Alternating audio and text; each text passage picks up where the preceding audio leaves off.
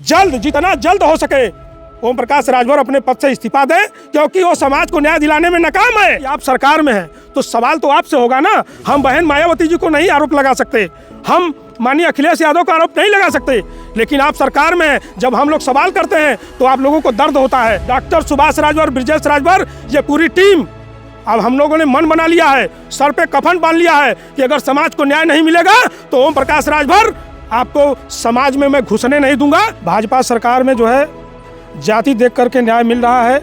अगर यहीं उनके जाति के लोग होते तो शायद इसकी कमेटी बैठ गई होती, गिरफ्तारियां हो गई होती। उन हवाबाजी वाले नेताओं से, उन सड़क छाप नेताओं से मैं कहना चाहता हूं कि ब्रजेश राजभर का पीछा करना छोड़ दो, आप समाज को न्याय दिलवा दो।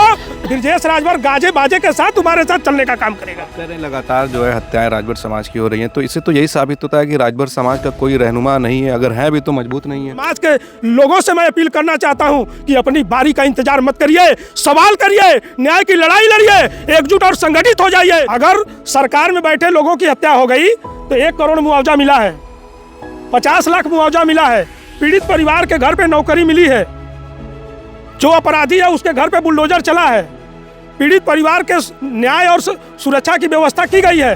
ब्रजेश राजभर, डॉक्टर सुभाष राजभर समाज के सम्मानित लोग बैठे हैं।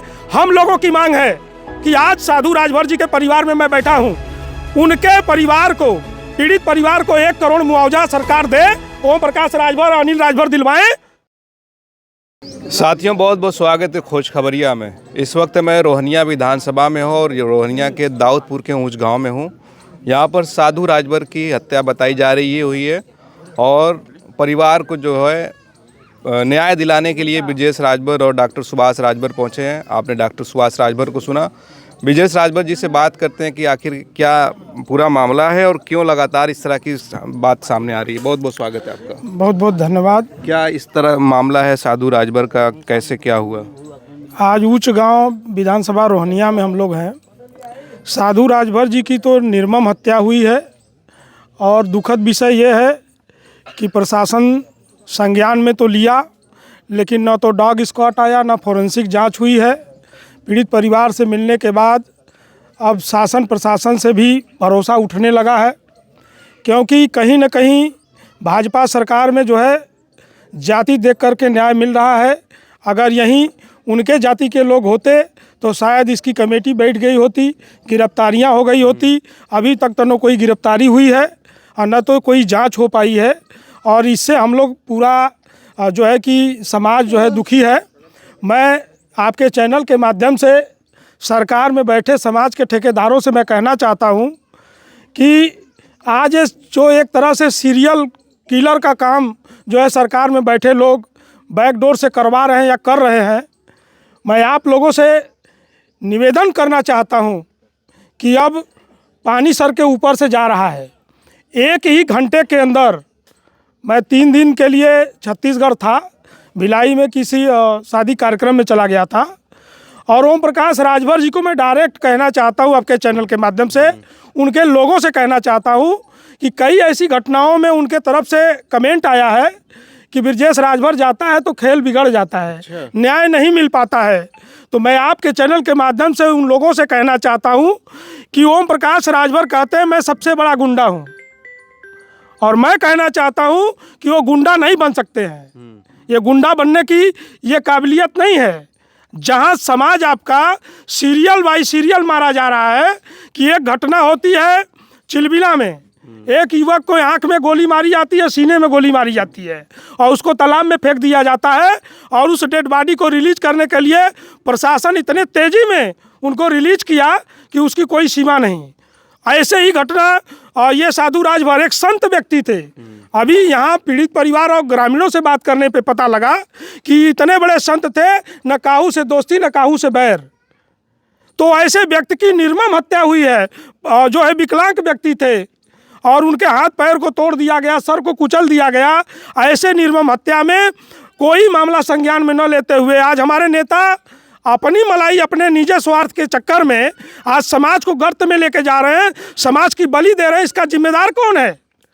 तुरंत उसी दिन एक घटना और तिलोचन महादेव में हुई, और मारने वाले हत्यारे उसको इतनी सफाई से मारे हैं कि उसको मारने के बाद उसके बगल में जो है कि जहर की शीशी, पॉइजन की शीशी रख दिए कि लोगों को ये लगे कि वो खुदकुशी किया है। अभी तक तो यही मामला चल रहा था, लेकिन कल जब पीएम रिपोर्ट आई तो पीएम रिपोर्ट बता रही है कि ना तो अल्कोहल था ना कोई पॉइजन था। तो साफ साफ ये दिख रहा है कि 1 घंटे के अंदर 3 हत्याओं का सूचना जब मिला तो हमने वहाँ से पोस्ट जारी किया और बात किया। और ओम प्रकाश राजभर के लोग कहते खेल बिगड़ जाता है। तो 4 दिन ब्रजेश राजभर नहीं था और 4 दिन में जो चिलबिला वाली घटना थी, कल शाम को मैं बैठा था। कल शाम को इतना दुख हुआ, इतना दर्द हुआ कि उस पीड़ित परिवार, तो चलिए जिसके घर घटना हुई है वो आदमी सूझबूझ खो दिया, उसके यहाँ इतना दर्द है कि नौजवान बेटा मरा हुआ है, लेकिन न उस, मैं बता रहा हूँ कि एक तहरीर तक देने वाला कोई नहीं था। वहीं बगल के नेताओं ने आके ब्रजेश राजभर के ऊपर FIR करवा दिया, मुकदमा करा दिया। उन हवाबाजी वाले नेताओं से, उन सड़क छाप नेताओं से मैं कहना चाहता हूं कि ब्रजेश राजभर का पीछा करना छोड़ दो, आप समाज को न्याय दिलवा दो। ब्रजेश राजभर गाजे बाजे के साथ तुम्हारे साथ चलने का काम करेगा। आप कह रहे हैं लगातार जो है हत्याएं राजभर समाज की हो रही हैं, तो इससे तो यही साबित होता है कि राजभर समाज का कोई रहनुमा नहीं है, अगर है भी तो मजबूत नहीं है।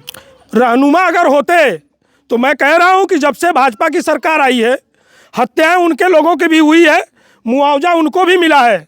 अगर सरकार में बैठे लोगों की हत्या हो गई तो 1 करोड़ मुआवजा मिला है, 50 लाख मुआवजा मिला है, पीड़ित परिवार के घर पे नौकरी मिली है, जो अपराधी है उसके घर पे बुलडोजर चला है, पीड़ित परिवार के न्याय और सुरक्षा की व्यवस्था की गई है।